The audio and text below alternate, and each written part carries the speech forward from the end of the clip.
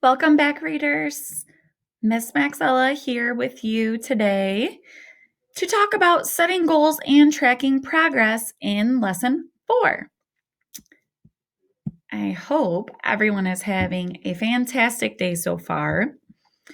Today, I want to teach you that researchers have found that if a person wants to get really good at something, that person needs to set clear goals and keep track of his or her progress toward those goals. And boys and girls, this is true in about everything that you do, but we'll get into that. So let's go over our anchor chart. Remember, our anchor chart is filled with so many awesome reading strategies, and I like to go over them with you just so we can keep our brain, keep them locked in there so that we always have that toolbox. We have that toolbox. It's imaginary, but we have a toolbox and it's just filled with all these strategies and these tools to help us during reading. So, to make reading the best it can be, we talked about choosing books I love, finding a good reading spot, talking about books, reading books like they're gold, checking that books are just right or within reach. And then the one we're focusing on today is study my reading patterns and set new goals. Do you know someone, or maybe it's you, that is working at getting better at something? Take a minute, think about it. You probably don't even need a minute, you probably need 10 seconds. Each of you set goals, even if you don't call it that. Like when you say something like, I'm going to try to get to another level in a game today. Maybe it's Roblox. Maybe it's Minecraft. I've heard it all, but I know for a fact that I have students that are always talking about, I'm going to pass that level of Roblox. And they're getting really pumped up and excited about it. Or I'm going to try making another basket because I keep missing. That is setting a goal in sports, in your personal life, in your school life. You're always setting goals. Like I said, even if you don't call it that, it's still a goal. Which is pretty cool that you all are doing this and you don't even realize it. So let's look at this sample. We're going to check this out. This is a teacher sample reading log. Remember, you should be filling your reading log out. That reading log looks like this. We talked about it in video 1, lesson 1. You should always be, every time you read, put that date in there, the title of the book, your total minutes read, your start page, end page, and then the total pages read. Okay. So let's look back at this. We're looking at the sample reading log. The teacher wrote the date, the title. You don't really need to worry about the level, but they put that in there. Start page, end page, start time and end time. Their total minutes read. And then if it was at home or school. So it looks like we have, if you're really looking here, try to look at the start page and end page and take a look at the start time and end time. And maybe minutes read in home or school.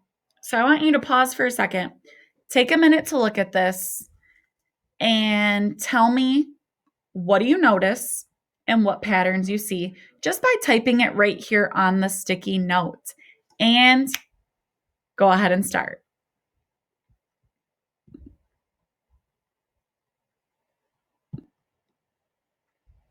Okay, so I'm not going to give too much away, but I do want to point out maybe 2 things. You might have already put this on your Post-it notes in here, but I noticed that the teacher is, she read, the minutes read isn't always the same.